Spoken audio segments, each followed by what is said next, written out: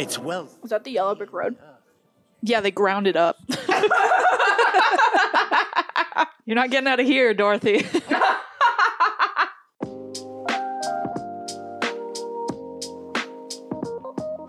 Hello. Hello. Welcome back to another episode of Pineapple and Lemon. We're back. We got another beast for us today to tackle. Yeah, we're going back into things with another franchise. Might involve a dragon. Or a few other magical creatures. Just maybe. I don't know. We were talking about beasts and I was thinking dragon. Hobbit, we just get to it. Oh my god. So there's someone else with us today. Wow! In case I was wondering, we have special guests with us today. We do. We have a few people with us here today. In case you didn't recognize that voice there, that was Steven. We decided to bring him back. I don't know why, but we did. They like what I'm talking about. He's only here for the jokes. God. He's really here for the jokes, isn't he? And we have another special guest returning, Kathryn. Hello. Hello. Welcome back. Thank you for having me back. You're most welcome. Well, Christina, do you want to talk about what we're watching today? Oh, yeah. Well, if Steven's dad jokes didn't clue you in, we are now tackling the beast that is the Hobbit and Lord of the Rings franchise. We're starting with The Hobbit, An Unexpected Journey. Extended edition, obviously. Only way to watch it. We'll be splitting these into part 1 and part 2. Mm-hmm. Okay, so the plot's summary from IMDb for the first one is a reluctant hobbit, Bilbo Baggins, sets out to the Lonely Mountain with a spirited group of dwarves to reclaim their mountain home and the gold within it from the dragon Smaug. Again, for those of you who do not know, The Hobbit is based off of a book. Mm-hmm. It's maybe 300 pages. It's just a teeny tiny story. And the director, Sir Peter Jackson, decided to split it into 3 parts. The composer is, again, Howard Shore. Phenomenal. Like, we'll love him till I'm long gone. So I really appreciate that they brought back the same composer. It's the same complete team that worked on Lord of the Rings that came back for The Hobbit. You still have like the same art designers, directors, producers. Everyone's the same. Can I jump in real quick? Yes, ma'am. Can we quickly just go down the line and say like our experience with the Lord of the Rings or The Hobbit or like anything, just so we have like a little background. Okay, Kathryn, shoot. Super fan of the movies. I embarrassingly have not finished reading the books. I'm more of the like movie fan nerd level. In terms of like Lord of the Rings and The Hobbit, I'm very appreciative towards the filmmaking, but I didn't really grow up watching them, so I wasn't like a big fan, I guess, in terms of like I've memorized every single line of dialogue like I know a lot of people do. So I more like appreciate the series, and I have read the books, but it's not something that I'm like a super fan of. I've read The Hobbit. I think it's a great book. I've started the Lord of the Rings books, but I don't even know why I put it down. I just put it down and never really picked it back up. Yeah, that's fair. As far as knowledge goes, I know the movies pretty well. And then I think I have like weird patches of like deeper lore knowledge from just YouTube videos or whatever else that I've watched. Take it away, Christina. I'm the super fan. Okay, well, I can't say, okay, I'm a fan. I don't think I have the right to say super fan because I haven't read all of Tolkien's books in the world of, like Middle Earth. I've read The Lord of the Rings. I've read The Hobbit. I grew up watching The Lord of the Rings. For me, that's what made me love film. That's what made me like interested in, that sort of field of creative art form. So I was very obsessed with Lord of the Rings, would watch it like almost every day. And for me personally, I watch it like once a year. I have to sit down, gotta watch. Now I can include The Hobbit, so I gotta watch The Hobbits. I gotta watch Lord of the Rings at least once a year. We're having a group watch party today, so we figured that we would do this in traditional group watch fashion and put a drinking game to it. So if you end up watching this movie anytime, you can also play along with the rules that we're playing. You can have a juice box for all we care. It's just for fun. Juice box, water. It's just for fun. If you are gonna drink responsibly. Responsibly! It's the book! There's nothing on the cover. There's no like words on the cover. Oh, he said Hobbit. Hobbit! I think. Let me get my feather quill out. Do you think you just have nice handwriting if you use a quill? Yes, not necessarily. Because I have tried and it was terrible. Yeah, I was gonna say, just give me one, we'll find out. Mightiest of the dwarf Dwarf. lords. Dwarf. Is that beard jewelry that he was wearing? I think it's probably like a mithril armor, beard armor. But like, what's that protecting? Beard armor. No idea. Guys, don't try to protecting the man it up. beard. It's a hair tie. Okay, it's a fancy one though. Its wealth. Was that the Yellow Brick Road? Yeah, they ground it up. You're not getting out of here, Dorothy. I like it. I like the kite. Wow, the I like the I like all these kites. Let's go fly a kite. Hey. Disney copyright? Are you kidding me? I mean, considering how big the castle is, Smaug isn't that big. No, you he's know? actually like far from one of the biggest dragons in Middle Earth. I think he's like like- only like the somewhere between like 3 and 6 most powerful too. There's a ranking. There is. Yeah, there's a ranking. Oh man. If I ever go to New Zealand, Far from one of the biggest dragons. I'm never coming back. Somewhere between. Y'all know where to find me. You can do that. I'll live in Leave Greece. my house right there. Just sneak into one of the Hobbit holes and just Oh. stay there. Yeah, that's where I'm going to be. If anyone wonders, I'll be right there. I'll be reading the newspaper on that bench right there. There's Okay. Christina. Taking precautions. So all the scenes that we see Ian Holman, who's the actor that plays Old Bilbo, he's actually filming that in a studio in London. So Elijah Wood is not here right now. Elijah Wood is filming his scenes in New Zealand Mm-hmm. on set, and Ian Holm is filming his scenes in a studio in London. And thus begins another unexpected journey.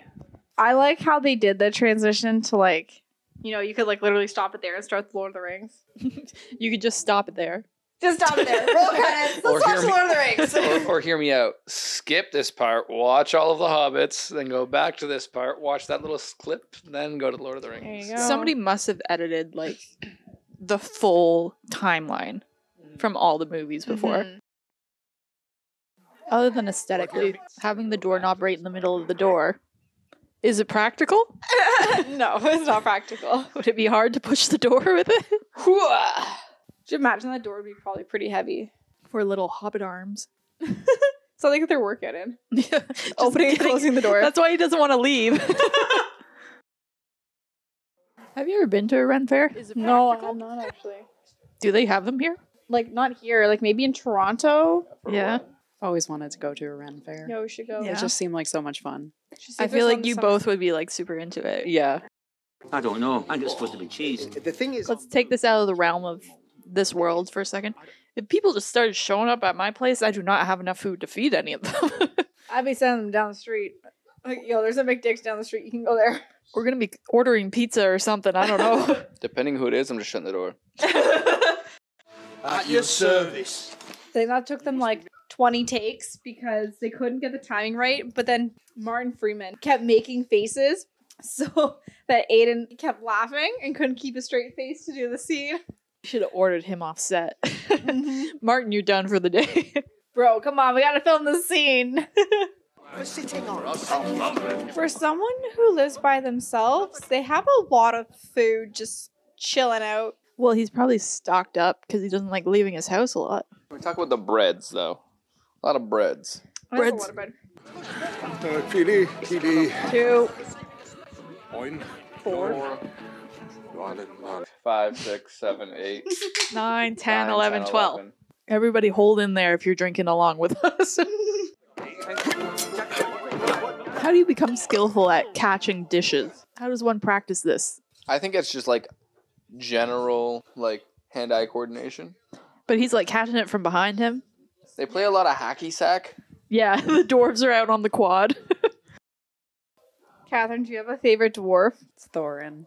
Thorin's your favorite? Yeah, he's my bae. Is it because he's Your bag. sexy? Yeah.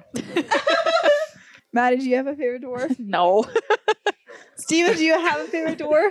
I like Bomber, and I like the one that makes all the jokes. I don't care about any of the others. Bofer. Christina, do you have a favorite dwarf? Thanks, Maddie, for asking. I was wondering if you were going to. My favorite's Feely. Speaking of. Yay. Slow motion music turns on. Everyone takes a serious turn. Richard Armitage has such a beautiful singing voice.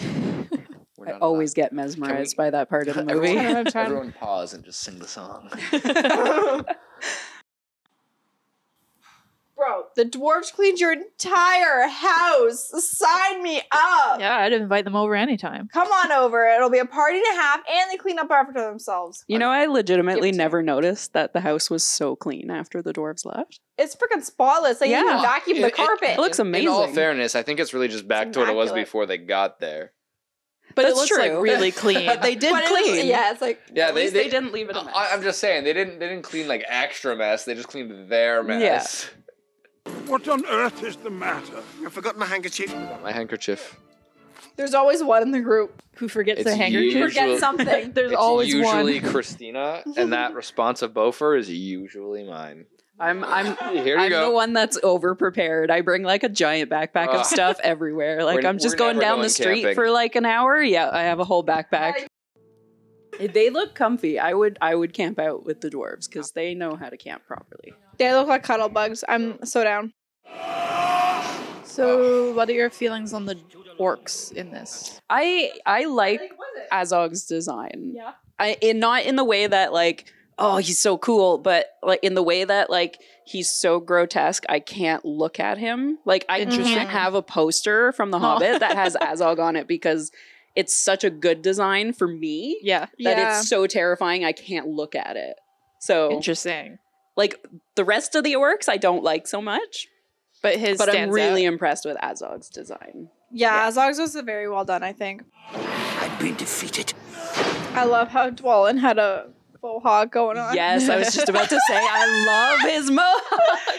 It's so To great. see him then and to see him now, he's just bald and it's Yeah. just like, okay, solid. What happened? he went through Shaved some- and, Had a really bad breakup.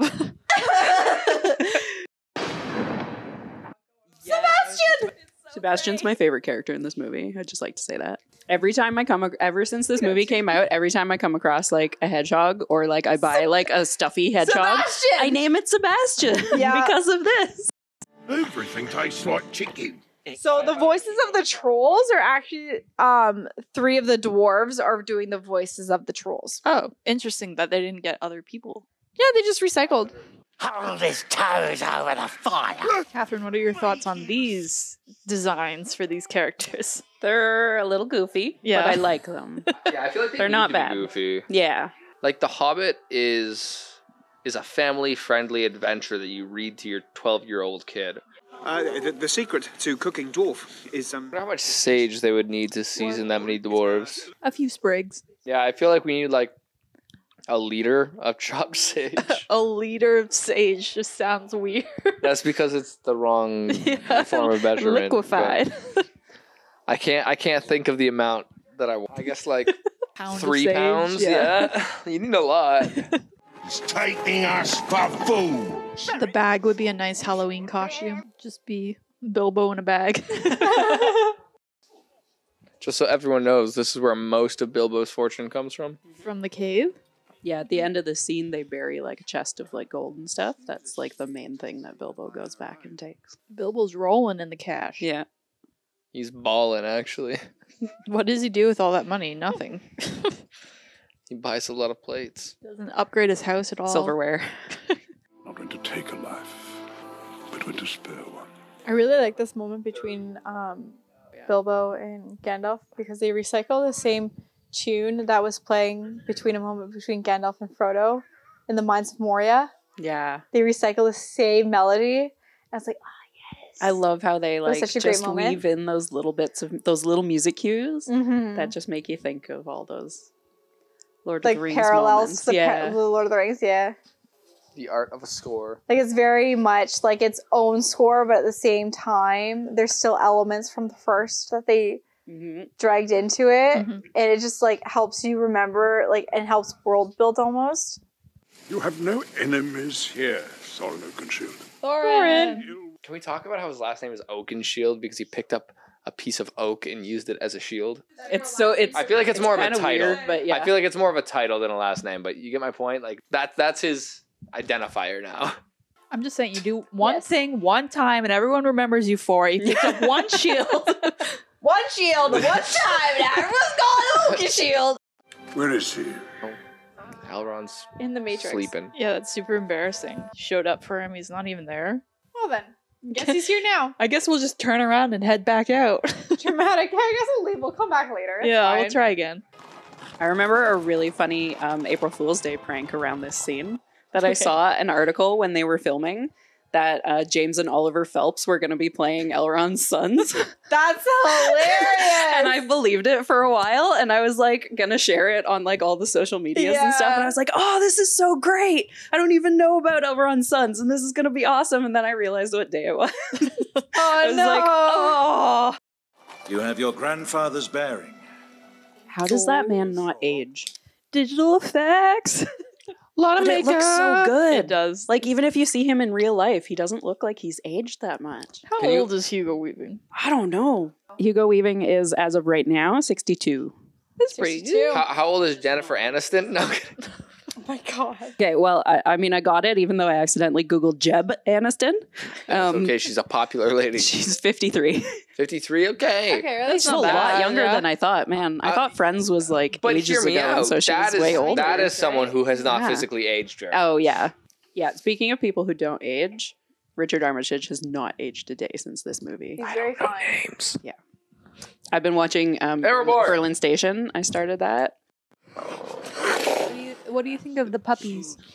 What are our Coda? thoughts on these dog designs? The wargs. Do you like the puppies? They're scary puppers. They're very CGI. I really hate the Yeah, CGI. they are really fake. I really hate the CGI. Look at those eyes, though. That's like cat eyes at night. Yeah, I much prefer like Two Towers wargs to these wargs. On to disc number 2. Wait, you can't leave yet because we have to wrap up the episode real quick. Okay? Wrapping up the episode. Okay, everybody, we're going to focus up for 2 minutes here.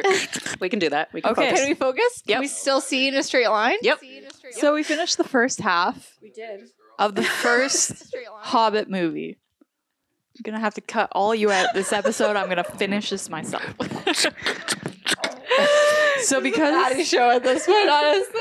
because Just these, lemon. because these Hobbit movies are longer, we're going to split Yes. them in half. Yes. Just finishing the first half, how are we all feeling so far about the movie? Good. So for The Hobbit, I think I don't remember a ton from these movies, so I can't really like gleam a lot off of this, but I feel like the second half has more of the more like memorable parts of it. Yeah, it's build up, right? Yeah, definitely. So this part was more just like setting the stage, we're getting yeah. into things. I mean, I don't know. Like, I feel like it's hard for Kathryn and I because I feel like we're a bit biased towards this, but I don't find that it's very dry. No, I don't. I find like love it's very it. much it is set up. Like I will agree, it's 1,000% set up. But I feel like that there is enough like action wise to kind of like tie you through to All feel like I'm it's gonna not say very dry. Is how off topic were we? a lot. I'm gonna cut a bunch of it. No. But yeah, No. like my I mean, if I read on it. favorite, If- favorite thing in like any story is like character introduction and Mhm. learning Favorite that and those initial things about the character. That's Maybe- always my favorite thing. So I like, think, like, the first you movie know, if you of look at The it, there's, Hobbit like- is my favorite. So There's 13 dwarves. How on earth are you going to introduce 13 with Yeah. their own individual quirks and histories? yeah, I think they do a good job of it. I'm not going to say they do a fantastic job because there's still definitely lots that we don't know, yeah. Like I Like- said, and we never learn it. We don't know the backstories of 90% of the dwarves in the party, but we learn about the key players. the Yeah. first movie or whatever in a trilogy where it's all one story is definitely the most important. And it definitely has to ring home. And yes, it has to do all the things we've talked about. But at the same time, and it might even be the most entertaining while you're learning about the characters the first time or two you watch it. But the more you watch it, the less important those introductions become. Like there might be a nostalgia effect, sure. But for the most part, they do tend to be the most dry in the sense that there's really not a lot that happens. Especially, I think, from what I remember from this movie, particularly, is the second half. More so than the first half. Mm-hmm. I guess the part with the dwarves and the singing when they first come to dinner. I guess I remember that part a But lot. those are gimmicky, right? Yeah. I mean, that's fair. I feel like if people think about, you know, like The Hobbit in the first film, they're thinking like, yeah, you know, like the introduction with the dinner scene, and then they're thinking whatever happened, like, you know, like the second part. They're not thinking Yeah. If I think of The About, Hobbit, like, I the think on almost the road kind of entirely of the thing. second Yeah. movie. Yeah. Yeah. Overall, I think when we go through these trilogies, we're probably, because we're breaking them down in house, we're going to be kind of talking about like the effects of a trilogy and storytelling and how they interweave and how we feel after them, because it is different, especially Hobbit versus Lord of the Rings, because I feel those movies are I different. feel like you can't watch The Hobbit without comparing it somehow to The Lord of the Rings, because Yeah. The Lord of the Rings was its predecessor. Honestly, watching it the first time, I don't think I did. Yeah. I don't think I did at all. Really? No, I was watching it as simply a viewer. There's like a certain detachment, especially if you've been like a filmmaker or an actor or anything like that. Like you kind of just learn, like you watch it as whatever training or career path you would choose to be in, or you watch it as a viewer. And honestly, watching it as a viewer, I really didn't compare it at all.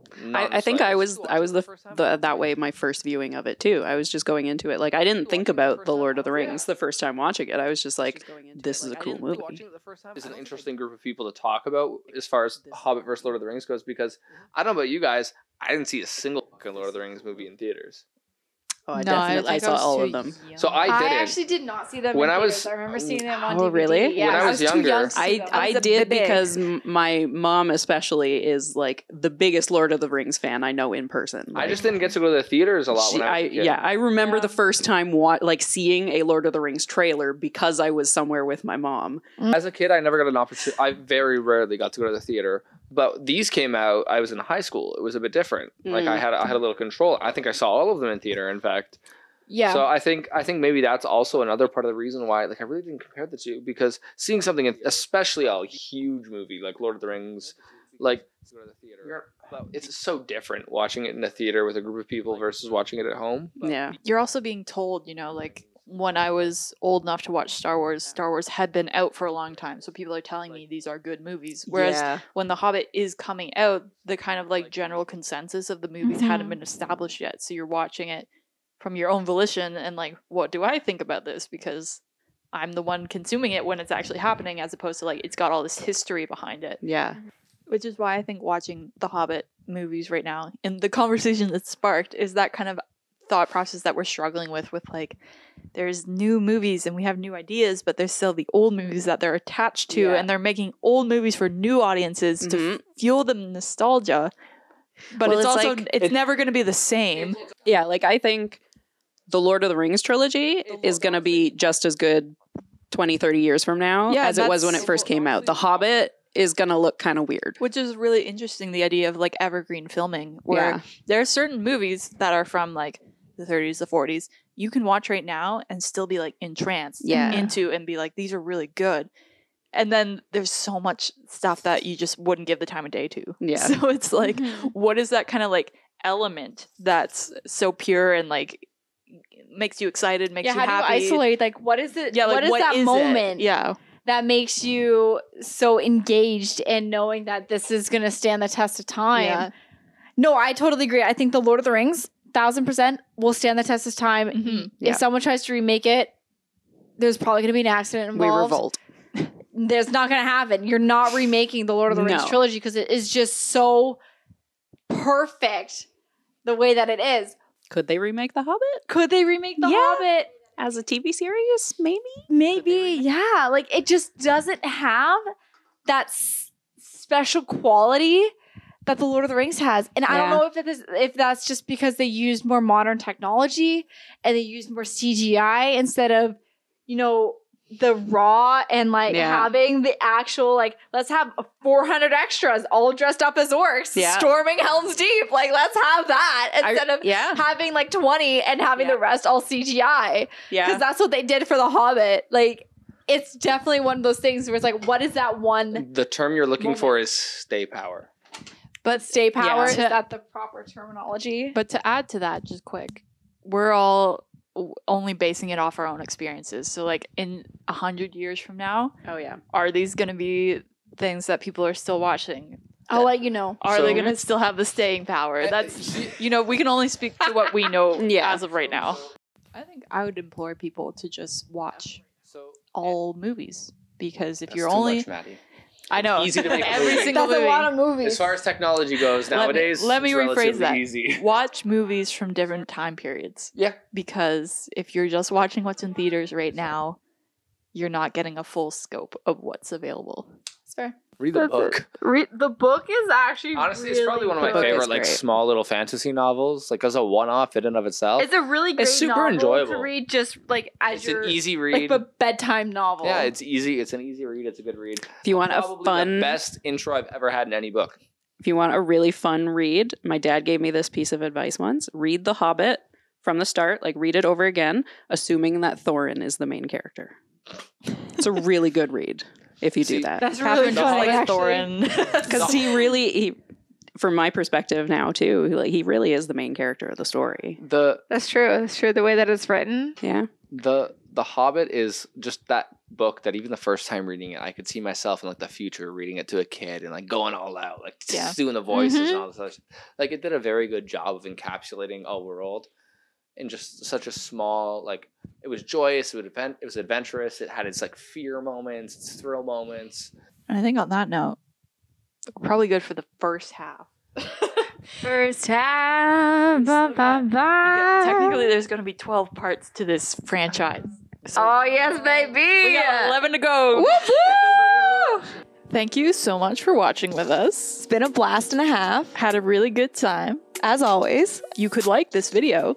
Or subscribe, even better. If you want to see something for us to watch in the future, like a movie or TV show, please let us know in the comments. And we'll get on that right away for you. Yeah, yeah. Woohoo!